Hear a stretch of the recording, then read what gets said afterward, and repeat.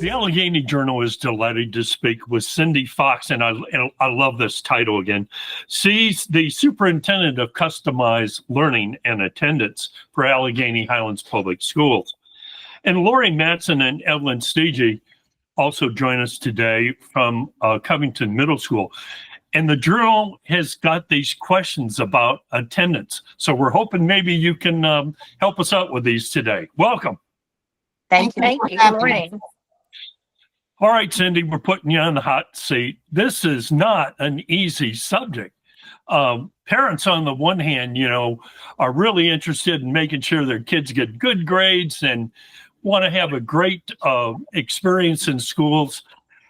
On the other hand, you realize that kids have got to be in school for this to happen. So what would you say? I mean, I know you've been working on this last year or so, or the last several months. What's the most successful methodology you've used to convince both parents and students, come on, let's come to school? Right. And Jerry, I hate to throw everything back and blame it on the pandemic, but prior pandemic, there was a little bit of absenteeism, nothing to the extent of what we're seeing now. Then the pandemic hit, students were at home for almost 2 years, and then we're back, and now we're trying to bring the kids back in. And I have found that most parents want their children to be in school. A lot of times they just don't know how to get them there because the kids are, I've been at home, I don't want to come back to school. And a lot of parents still have some questions, about, is it safe to send them back to school when my child is sick? So one thing that we have really tried to do as far as Alleghany Highlands Public Schools goes, we are trying to communicate with parents as much as possible about when to keep your child at home, when to send them back to school. And we are not the only school system that is facing this. This is nationwide. And statewide as well, right? Everything, correct.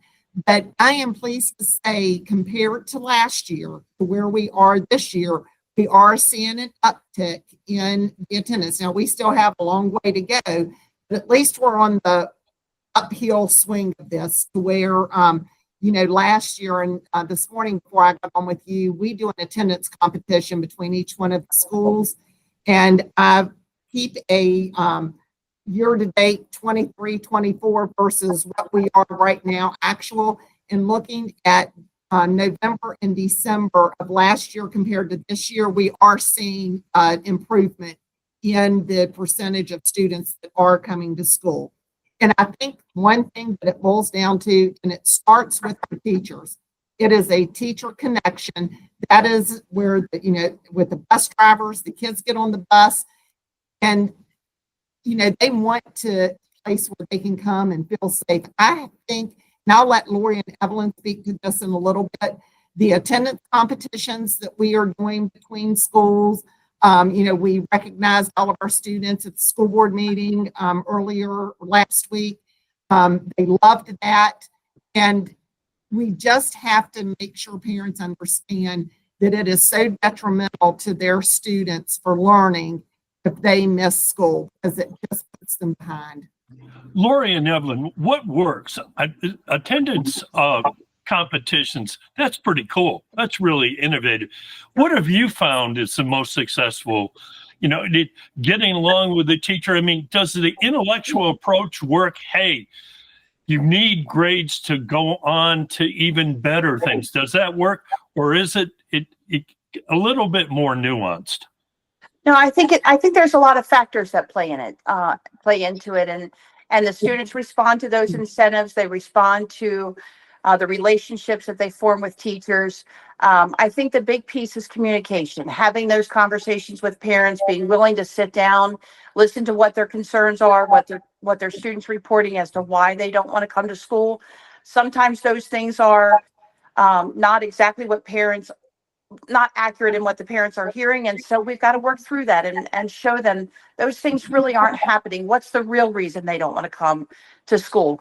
And if there are things that we need to work on, then we sit down and we start getting to work so that we can fix those things if there's issues. And that's what we want our parents to do. Talk to us. Let us know why they're staying home. Sometimes it's easier for a middle schooler just to stay in bed, to pull the covers over their head and just lay in bed. And so they pull out a number of things. This is happening, that's happening. And when we sit down and talk, we often find that those things aren't actually happening. So it is okay for them to come to school. They just need to be accustomed and get into that schedule and know that we need them here, we want them here, and they are an important part of what's happening at Covington Middle School, as well as those other schools and people that are in those schools that are working so hard to get their students there as well. And I think it seems to me in the school board meetings, y'all have done a pretty good job dealing with issues like bullying. And when I was a kid, bullying was, that was a problem. The other thing, as I see, of course, I've got a few years on me, but I would have been afraid not to have gone to school if my parents would have found out. Not that I didn't think about it a couple of times, but I mean, I don't know if parents were a little rougher then, or maybe, there was a fear factor, but is bullying are you confident that bullying's not a part of this dynamic? You can never say that it's not a part of it, but I can say that in most situations that we've sat down and talk, being willing to have conversations among the students that are having those issues, realizing that, hey, whatever the reason is, I'm just teasing, I'm just kind of fooling around. A lot of times the kids just don't simply know how to interact with each other and socialize in a productive and a positive way. They just say some things off the cuff, and oftentimes it's not meant to be bullying, although that other student may interpret it that way. So when we're able to have conversations with people, it opens the doors for people to be able to understand what's truly going on. And if students have done something, oftentimes they're like, I didn't mean it that way, I'm sorry, and things change. But it's being willing to have those conversations, because we want to take that approach and address things when they do come up. Cindy, the apparently, as you mentioned earlier, this isn't just here in the Alleghany Highlands. This pandemic thing kind of messed up grades. It messed up all kinds of relationships. It messed up the even flow of attendance. And as you mentioned, I guess it's nationwide and statewide. So if that's the case, do you get together with other people in similar positions across the state and share, thoughts about how they are trying to correct it? Is any of that worked? Yes. As a matter of fact, as soon as I finish up with you at 1 o'clock today, I'm in a cohort, and it's for chronic absenteeism, and it's through the EAB, and that everybody from all over the country can participate in this. So we have people, this is my second time doing this. We have people from California, other places. And it's very interesting to hear what other states are doing and how they are battling it, because I feel like that for us in Virginia, they have this big, and attendance matters. It's all in Virginia. They gave grants to be able to help with this and to help tackle this problem. And but we are definitely reaching out, not just to other states, but Bath County, Botetourt County. I have friends that are in all of these other places, in Alexandria, in different places. And the big thing that comes back to is that a lot of kids, and this is not my words, this is what I'm hearing other people say, the kids it became a habit when you were at home. And just like any habit, it's hard to break. And the parents, because if the kids are saying, Mom, I don't feel good today or whatever, okay, honey, you just stay at home, we'll keep you here. And it's like what Ms. Mattson said, a lot of times then when we get them in the actual meetings and we have real conversations, it's like, yeah, I was just kind of pulling your leg. I probably should have gone to school that day. But we are definitely working with other divisions as well as other states and saying, what are you doing? What can we do? Well, Cindy, leave it up to me. to come up with boring concerns. Oh, But isn't it the case that I think it's like what, March 31st every year, the divisions across the state does an average daily membership count, and I believe that is still the basis for some state funding. Isn't that and it's not just state funding, isn't it also hooked in some fashion to accreditation? Yes. Now, absenteeism, which is chronic absenteeism, and there is a difference, and parents sometimes do not understand. We have truancy, and then we have chronic absenteeism. The state defines chronic absenteeism as missing 10% or more of school, regardless of the reason. You can have doctor's notes, whatever the reason is. The state, I'm not going to say they don't care, but it's not, that goes against us and we get dinged for that. Then, of course, you have the truancy side of it, which is the piece that we try to help parents, because we do not take any joy in taking parents to court to try to get them to comply with the law. So that is the meeting that we have with myself and Ms. Ross to try to avoid court at all costs. And but yes, at the end of March, they do the average daily membership, and they make sure that all of our numbers are correct. Our absences have to be right in our system, and we are held for accreditation based on absences. Now, that is a small portion of it, but that does count against us. So 18 days, about, plus or minus. When you've missed 18, I can't even imagine. I mean, must show me, if I would have missed 8 days, my dad and my mother would have, it would have been ugly. Right. And I don't know how this kind of mindset would change, but I wonder, is there any way for parents to see the number of days missed and somehow correlate that to Johnny or Betsy not being able to move on later to a job that they really want later on? I mean, is that too intellectual, or is that too far away, or is there any way for us to link the importance of coming every day and getting the basics to being able to go to, let's say, Liberty University or UVA or Tech? I mean, maybe I'm asking for too much intellectualism here. Right. Well, and I know, and I'm not sure what colleges look at, and 9 times out of 10, they're looking at that GPA. Sure. They don't care if you missed. If you've got that GPA, we're going to let you in. Now, speaking on the work side of it, I had a conversation with a student who graduated from high school and then tried to get a job in a production. Well, because he did not have college, they looked at his transcripts from high school, and then your attendance, and they look at attendance.